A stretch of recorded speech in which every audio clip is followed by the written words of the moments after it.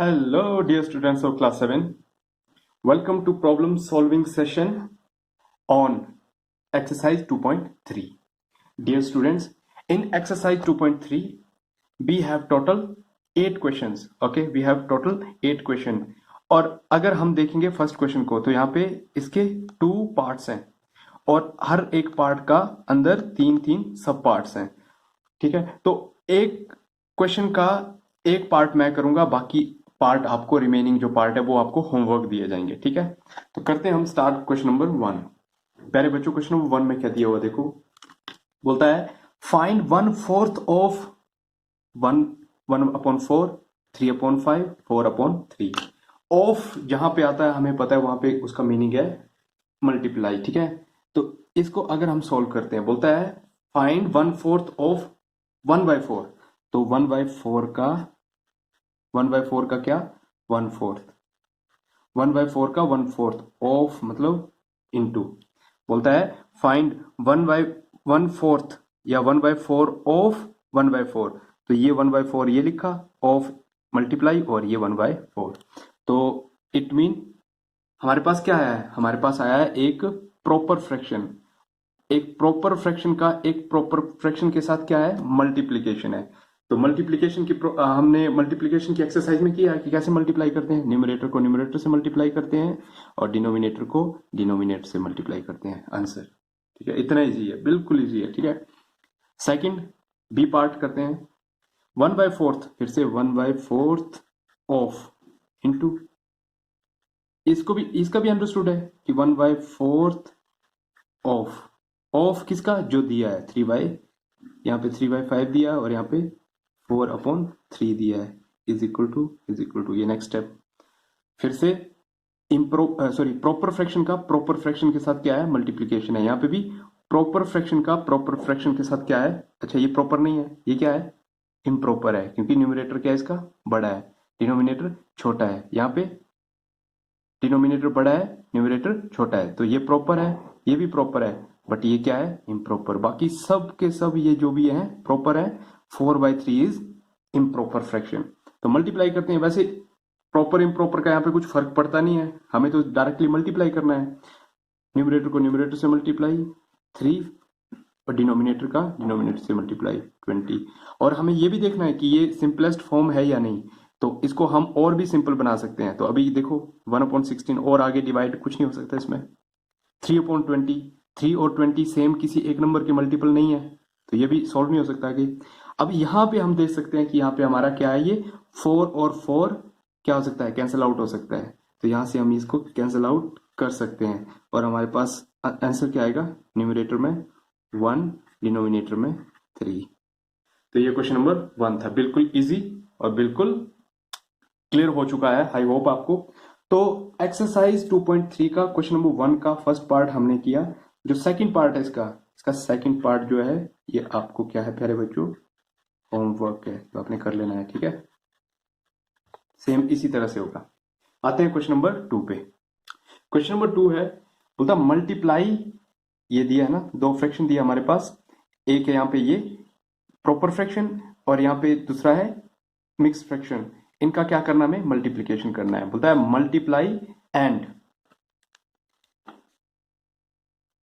Multiply and reduce to lowest form if possible. Bracket में दिया है कि अगर पॉसिबल है तो जो आपने मल्टीप्लीकेशन किया है इसका और मल्टीप्लाई करने के बाद, जैसे ये था, ये लोएस्ट फॉर्म बनी थी, अगर हम सिंपली मल्टीप्लाई करते तो आता 4 1 4 एंड 4 3 12, तो 4/12 होता. बट यहाँ 4 और 4 ये क्या हमने क्या कर दिया, यहाँ पे कैंसिल आउट कर दिया. तो ये बनी इसकी सिंपलेस्ट फॉर्म, रिड्यूस करके, है ना. तो यहाँ पे बोलता है पहले इसको मल्टीप्लाई करो. ठीक है, मल्टीप्लाई करते हैं हम इसको. मल्टीप्लीकेशन का क्या इसमें हमने किया है पिछली एक्सरसाइज में. ठीक है, जो ये प्रॉपर फ्रैक्शन है इसको एज इट इज लिखा. मिक्स फ्रैक्शन को हम जब भी चेंज करते तो हमारे पास आता है इम्प्रॉपर, है ना. हमेशा और हमेशा याद रखो कि मिक्स्ड फ्रैक्शन को जब हम चेंज करेंगे तो उससे क्या आएगा, इम्प्रॉपर, है ना. और इम्प्रॉपर को जब भी चेंज करेंगे तो मिक्स फ्रैक्शन जब बनाएंगे तो एक आएगा होल नंबर और एक आएगा प्रॉपर फ्रैक्शन. तो कैसे लिखते हैं हम इसको, इसके साथ मल्टीप्लाई करते हैं. 3 2 6, 6 और फिर इसको क्या करते हैं, ऐड करते हैं। 3 2 जार 6, 6 प्लस 2 8, 8 डिवाइडेड बाई 3, है ना, यही रहता है। अब क्या करेंगे नेक्स्ट, अब देखते हैं हम कि यहां से कुछ कैंसिल आउट हो सकता है। 2 और 3 ये भी नहीं हो रहा है, 2 और 3 यहां से भी नहीं, 3 और 8 कुछ भी यहाँ पे हमारे पास कैंसिल आउट नहीं हो रहा है। तो हम क्या करेंगे, मल्टीप्लाई कर देंगे, न्यूमरेटर को न्यूमरेटर से मल्टीप्लाई। 2 8 jar 16 and 3 3 jar 9। फिर से देख लो यहाँ पे, अगर यहाँ पे कुछ कैंसिल आउट नहीं हो रहा तो यहाँ पे तो पॉसिबिलिटी है ही नहीं कैंसिल आउट होने की। 9 इज नॉट, 9 और 16 एक ही नंबर के किसी भी के मल्टीपल नहीं है। तो ये हमारा आ चुका है आंसर।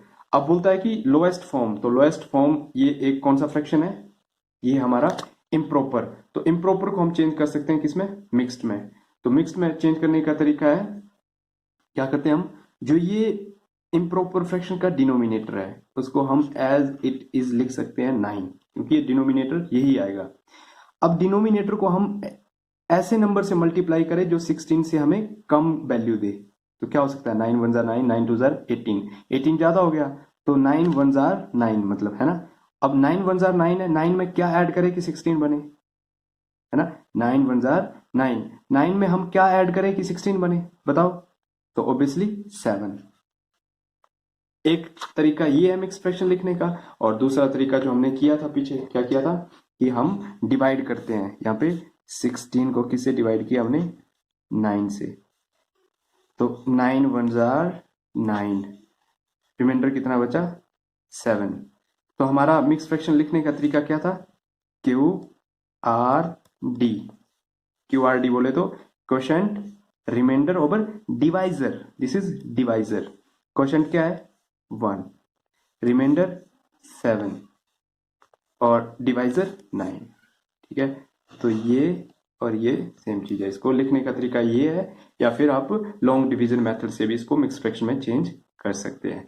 तो प्यारे बच्चों, इसी तरह से क्वेश्चन नंबर 2 के बाकी सब पार्ट होंगे आपको सॉल्व कर लेने हैं। अगर नहीं आएंगे तो do let me know, WhatsApp group जो आपका क्लास का बना हुआ है उसमें आपने मुझे अपनी क्वेरीज भेज देनी है, ठीक है। क्वेश्चन नंबर 3 पे आते हैं अब।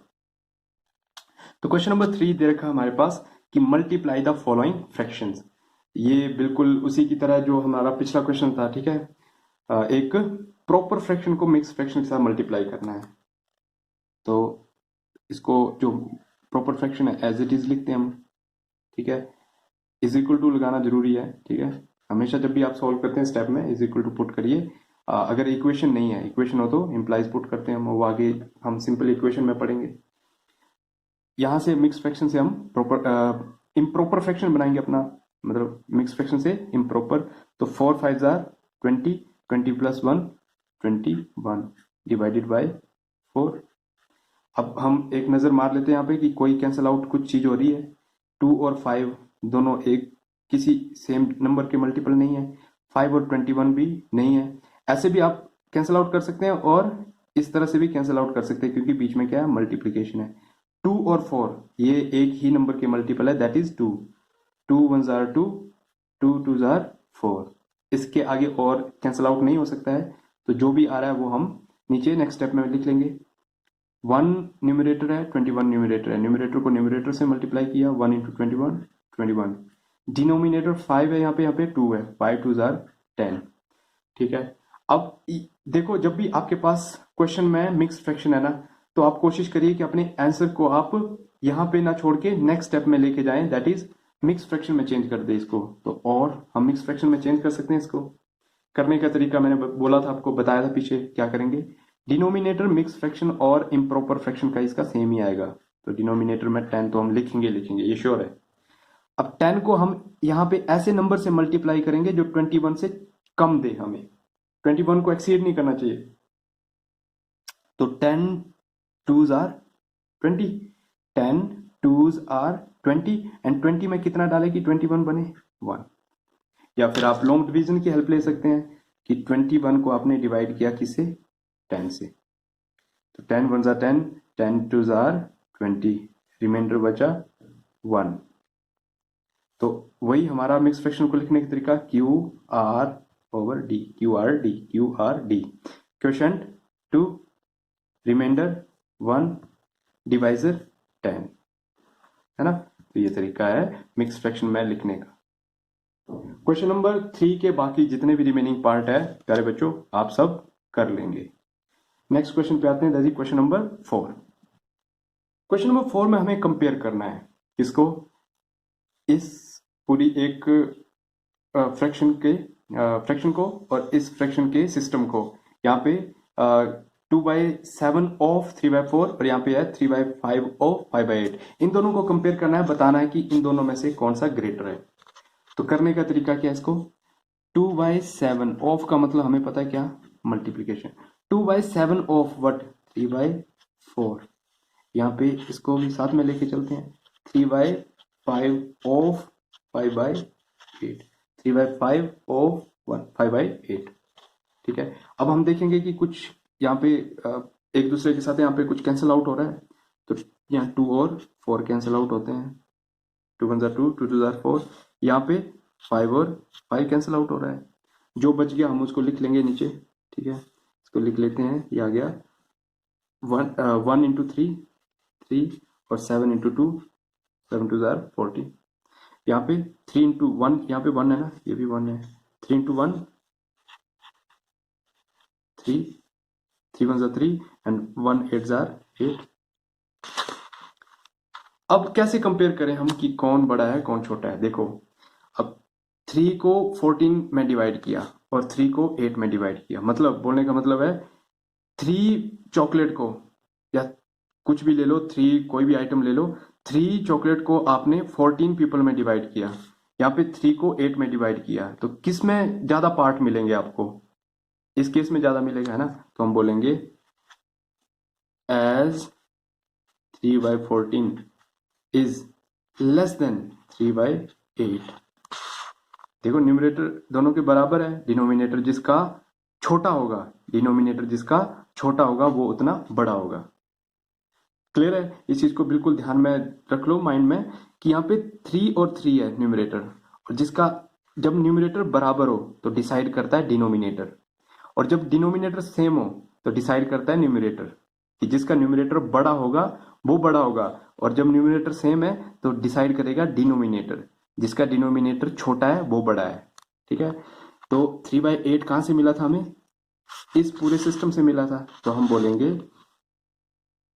2/7 है ना, ये है 2/7 of 3/4 is less than 3/5 of 5/8। तो ये जो है ये हमारा ग्रेटर है। बात क्लियर है। क्वेश्चन नंबर 4 का जो 2 ही पार्ट है इसके, फर्स्ट पार्ट हमने कर लिया है, सेकंड पार्ट आपको कर लेना है। करने का तरीका क्या है, देखो इस तरह से जो एक सिस्टम है आपके पास दिया हुआ फ्रैक्शन का, उसको लिख लो, दूसरे को भी लिख लो, ऑफ की जगह बस मल्टीप्लाई लगा लो। फिर देखो आप कि कुछ कैंसल आउट हो रहा है, क्रॉस में देख लो या फिर फ्रैक्शन में ही देख लो। तो क्रॉस फ्रैक्शन में देखा, क्रॉस में यहाँ पे हमारा 2 और 4 कैंसिल आउट हो रहा था, यहाँ पे 5 और 5 कैंसिल आउट हो रहा था। यहाँ से 3/14 बना, यहाँ से 3/8 बना। हमने देखा कि इसके न्यूमरेटर जो है दोनों के सेम है, तो डिसाइड किया किसने, डिनोमिनेटर ने।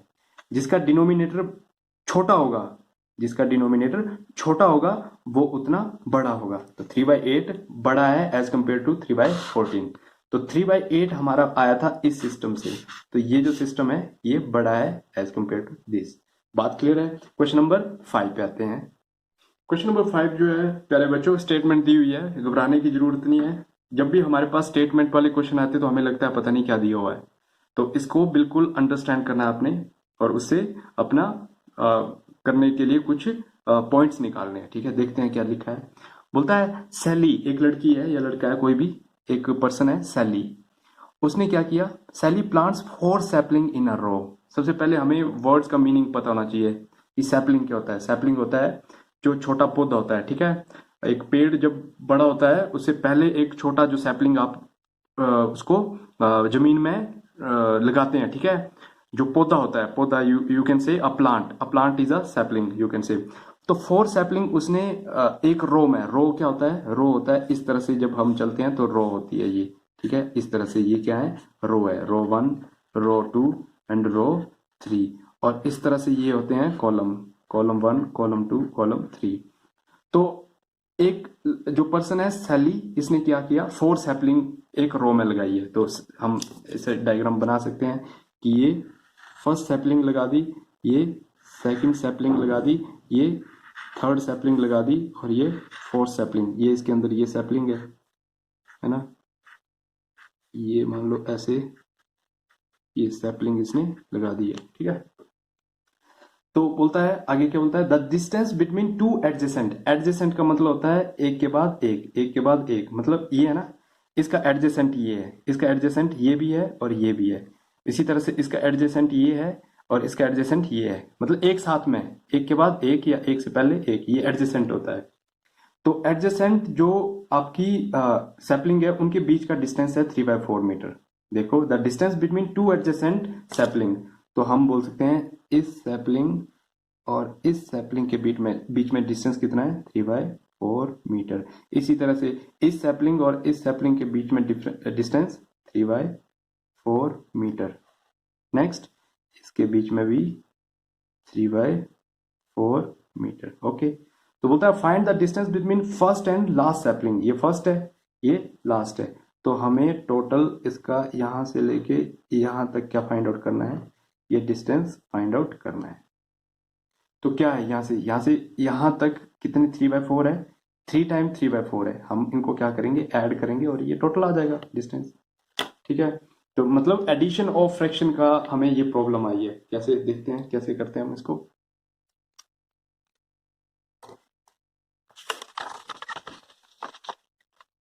तो यहां से यहां तक है 3/4 मीटर, प्लस यहां से यहां है 3/4 मीटर, और यहां से यहां भी 3/4 मीटर, है ना।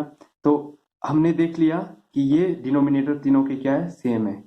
तो एलसीएम तो 4 ही आ गया, है ना, एलसीएम 4 है क्योंकि तीनों क्या है, सेम है, तो 4 है।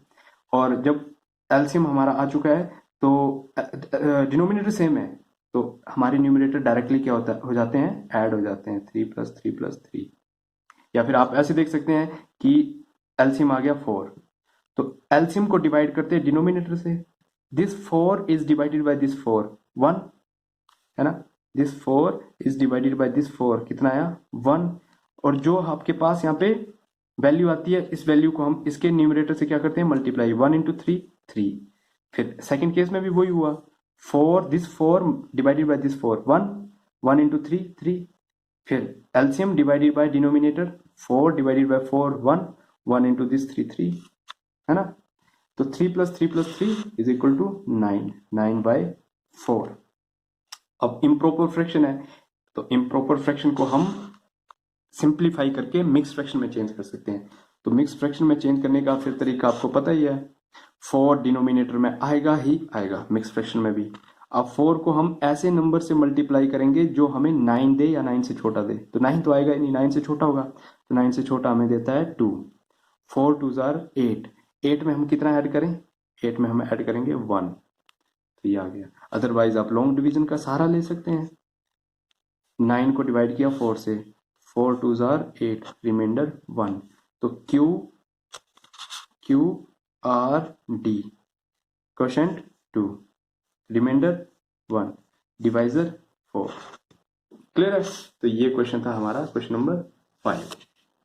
क्वेश्चन नंबर 6 और 7, प्यारे बच्चों, क्वेश्चन नंबर 6 और क्वेश्चन नंबर 7 ये आपको होमवर्क है, कर लेना है। क्वेश्चन नंबर 8 पे आते हैं। अब क्यों होमवर्क दिया, क्योंकि ये क्वेश्चन नंबर 5 की तरह ही है ना। स्टेटमेंट दी हुई है, अगर हर एक क्वेश्चन को मैं यहाँ पे सॉल्व कर दूंगा तो फिर आपके माइंड को कैसे पता लगेगा, ठीक है। तो आपको खुद से करना है, 6 और 7 आपको ट्राई करना है। नहीं होगा तो डू लेट मी नो, हम साथ मिलकर करेंगे। क्वेश्चन नंबर 8 पे आते हैं।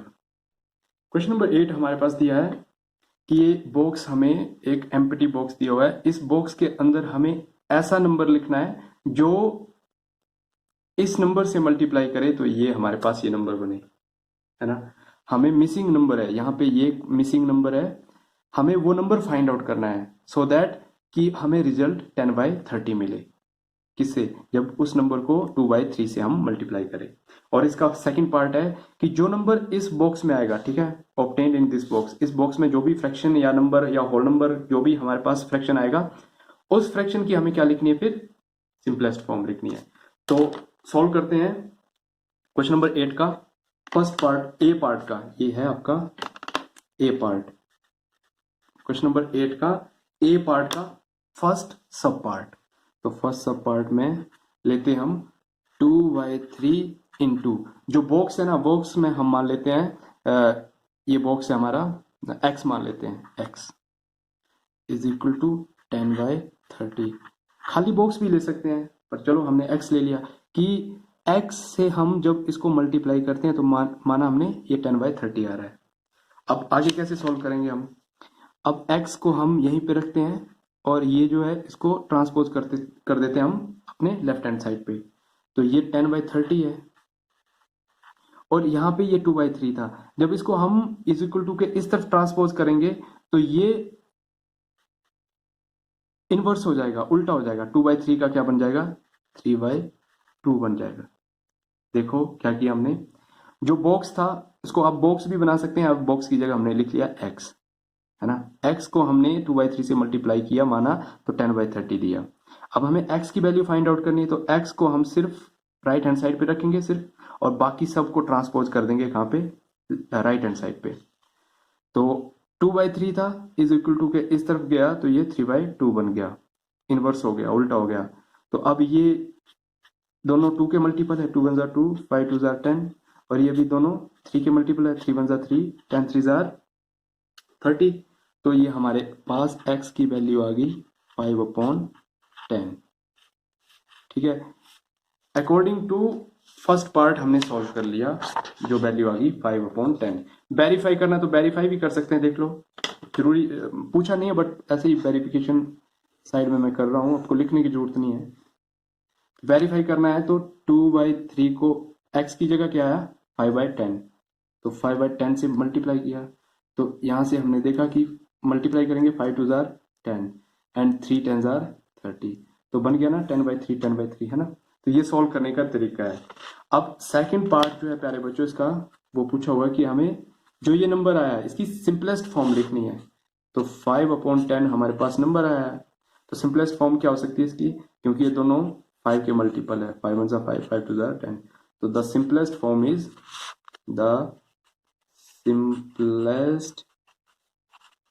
Form is 1/2। डन, क्वेश्चन हमारा सॉल्व हो चुका है 1/2। तो इसी तरह से क्वेश्चन नंबर 8 का second part, B part, first part हमने किया है 8 का, क्वेश्चन नंबर 8 का बी पार्ट आपको ये भी होमवर्क है। बिल्कुल इजी सी एक्सरसाइज है प्यारे बच्चों, तो आपको कंप्लीट करनी है सो दैट हम अपने नेक्स्ट सेशन पे आ सके, that is division of fraction. तब तक के लिए as always God bless you all.